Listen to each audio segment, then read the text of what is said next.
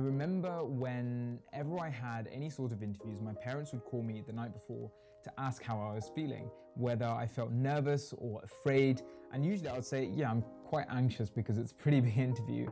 And I think nerves are a normal thing, right? It's okay to be nervous. Ever since I picked up specific techniques and principles, I remember my parents calling me before my medical interview and me specifically saying, I'm not nervous, I'm not tense, but instead I'm excited and I'm ready. So in this video, I'm going to try and explore what those principles were. Hopefully I can get you guys to the same level when you are facing a similar interview or a similar scenario. Hey guys, and welcome back to my channel. If you're new here, my name is Felix. I'm a first year graduate entry medic at the University of Warwick. And today we're going to be exploring the principles and the ideas that help me pretty much get through my medical interviews and a whole array of interviews in different fields. Now, if you don't know what's been happening with medical schools right now, due to the pandemic, everything that would be done face-to-face, so that includes teaching, whether it's anatomy or clinical skills, have currently moved online. For my cohort at least, the only time I get to see like the whole cohort, which I haven't met yet, is when we like each other's comments on the sort of Teams chat where we're posting all of our answers. But other than that, we have like our CBL groups and different groups that we meet on a regular basis via Teams. Now, in terms of interview, this means that everything's gone online. So instead of going face to face, seeing the interviewer and looking around the university, you're going to be conducting your interview through Zoom or through Blackboard or some sort of online video conferencing software. And this is slightly different. I'm here to give you my top tips on acing just generally any interview. And towards the end, I'm going to talk a little bit about online interviews and things that you can look out for in terms of preparing well for it. I'm going to split this video using chapter marks, so you can sort of click on the YouTube bar and skip about wherever you need to. Let's get into it.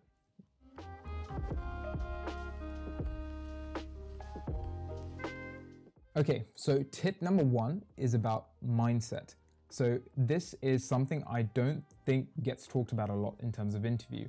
I think a lot of people, especially if you're young or if you're an undergraduate or if you're a student, when you think of an interview, you automatically assume it's okay to be nervous, it's completely normal. People stop there and they think because it's a completely natural thing, they're not going to try and control it.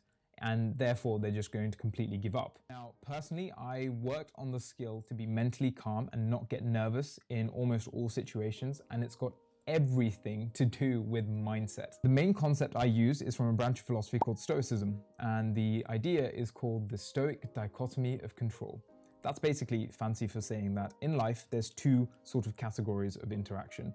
Things you can control and things you can't control. So let's apply this to an interview scenario. So there are things you can control, which are things like sleep, your diet, how well you've prepared, how well you've reflected on your work experiences so you can really blow away your interviewer with your deep and insightful thoughts. On the flip side, you've got things you can't control, which is often what students worry about the most, which doesn't make sense because you can't control them, right?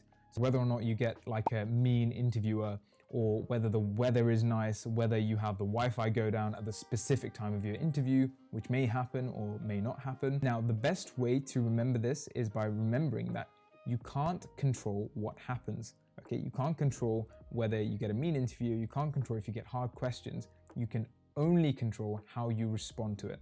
And that is the basic tenet of Stoicism, and it's helped me throughout my life and especially during interviews, because I know that if I can control something, I don't need to worry about it because I can actively control it. And if I can't control it, I don't need to worry about it because I can try and control it, but ultimately there's no way I can change the weather, for example, or I can change the questions that are going to come up. I just have to choose how to respond to it appropriately. The ultimate lesson of mindset is that if you have managed everything you can control to the best of your ability, then there's nothing to worry about. And the things you can't control, well, you can't control them anyway. So there's no reason causing excessive worry. If you can really foster this mindset and ingrain this into the way you approach an interview, I promise you, mentally, you will not be nervous. You'll actually be excited and you'll be ready to take on that interview, whatever comes your way, because you know everything you've controlled, you've done to your best ability.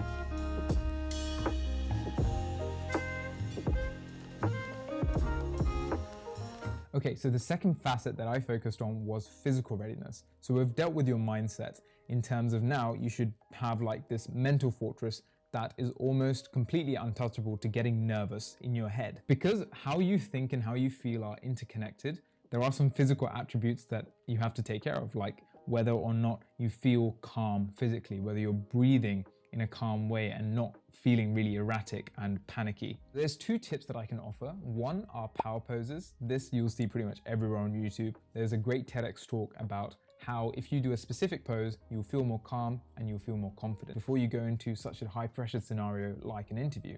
My second technique is something called box breathing. Now this is an absolute game changer when it comes to staying calm, and I've used it for a long time.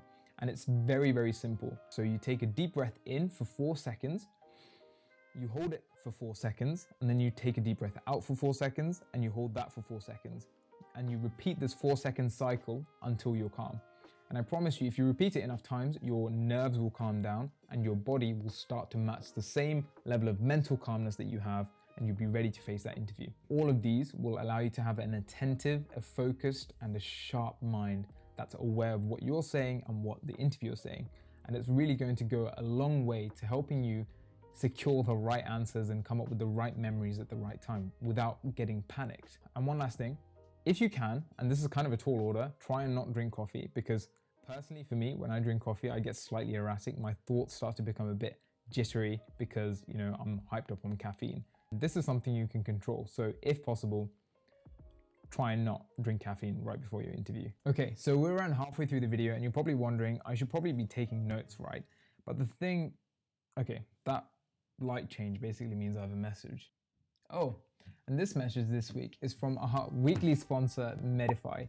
If you're a medical applicant, you've probably heard of them, but if you haven't, Medify is the amazing company that 2 out of every 3 medical applicants use to ace their medical application process in literally the cheapest and easiest way possible.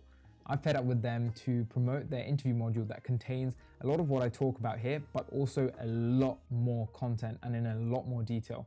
Obviously, the video has its own time constraints, but if you want to find out more, that's the first place to go to. They've done an amazing job collating all the research so that you don't have to do any of it by yourself. And now, on with the video.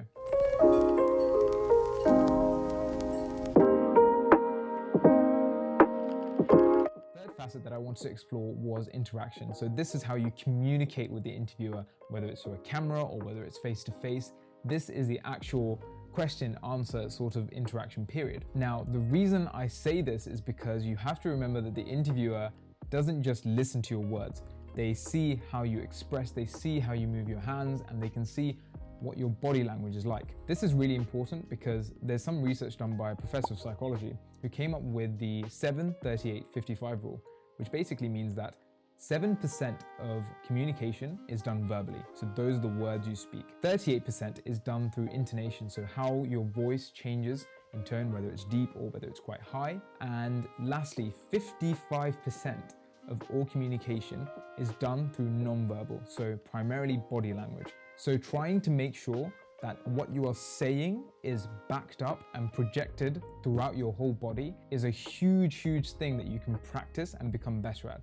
So instead of just sort of sitting there and like saying words, if you manage to project what you say with your hands and with your whole body, then it's going to go a long way to convincing the interviewer you really mean what you say. And that will really impact them and leave a mark of integrity and also a really well articulated answer, which is what you really want in an interview. You want to show what's in here through here, so that they can listen and understand how you see things.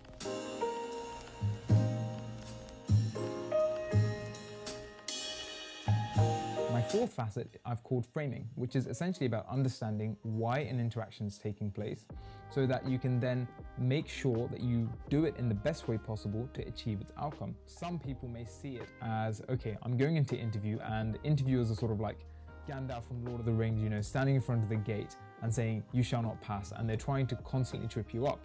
You shall not pass! You may end up with that one mean interviewer, but the truth is, that's not something you can control, and therefore we don't worry about it. We should resolve to deal with it if and when that issue arises. In terms of having the correct frame of the interaction, I would say it's a much healthier and helpful mindset if you think of the interview as sort of just a conversation. The interviewer is trying to find out more about your interest in medicine or whatever it is that you're being interviewed for. And that's all there is to it, and that will stop you from freaking yourself out, essentially. The interview is just a conversation where the interviewer is asking you, why are you so driven to do medicine? Why did you do a UCAT exam? You did all of this work experience. And you can also explain to them why you have put up with having like 84 emails in your inbox, all of them named exactly the same. It says personal statement, version 54, final edition, for real this time, because that's essentially what my email looked like when I was doing all of my drafts for my personal statements. It's very similar to what you would do on an open day. So you go on the website, you've read the university's history, then you go on campus to an open day or an online open day and you ask them a ton of questions. You basically grill them about everything about the university. This is because you want to be absolutely sure that this is where you want to spend half a decade of your life studying. And it's very much the same thing for the university, except it's the other way around. They want to make sure that this is the right student for them to spend half a decade teaching and to invest money and time to ensure that you follow through to your path into your career. Remember that it's not a one-sided street. Both the university and the students are trying to get matched with each other correctly because they actively want to recruit the students with great applications that show the potential to become a doctor in the future.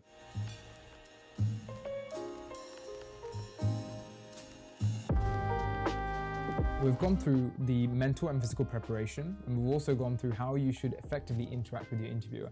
Lastly, I want to talk about online interviews specifically. First thing to remember is technology. Make sure that you have a copy of everything that the medical school has sent you so that on the day, as much as you can control it, because again, this is something you can control, make sure that nothing you can control will go wrong. That means making sure you have a backup device, ensuring that no one's going to disturb you, and making sure you have some allotted time to sit there and focus without any distraction. Secondly, I wanted to talk about environment. So remember that the interviewers are going to be seeing you through a camera. They're not going to just be seeing you, they're going to see some of your background. So it's really important to make sure the focus is on you. So what does this mean? It means that you should have adequate lighting, that you shouldn't have any distracting backgrounds. And I think the best bet is probably having like a clear background or a symmetrical background where you are in the center, the light is on you as much as you can get it, so that the examiner can focus on what you are saying without getting distracted by anything around you on frame. Lastly, the final tip I'd say is to practice with a webcam. Make sure that you're used to talking on a camera and you're used to looking into the camera or around the camera, because for example, if I look at the screen on top of my camera right now to see like what I'm doing, it's very obvious that I'm not looking at the lens and you lose that connection and that level of engagement. So make sure that you're looking at the camera and you practice being enthusiastic. Don't just think because it's an online interview you can sort of slack off on body language. Do your best to make it as real as possible as it would be if it was face to face. And that will really help you get to that engagement and get that connection with the interviewer.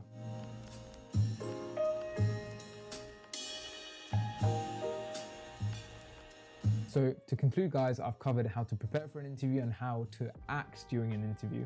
Because I've been to so many interviews, this is just like a very, very high level summary of all the research I've had to do. I left out a lot of information, for example, how I stopped myself from overthinking after an interview. Luckily for you guys, the sponsors of this video, Medify, have ensured that you have a neat, collated, all of this research into one page. So go check them out. I'll leave the link in the description below. My old sword, Sting. Here, take it, take it.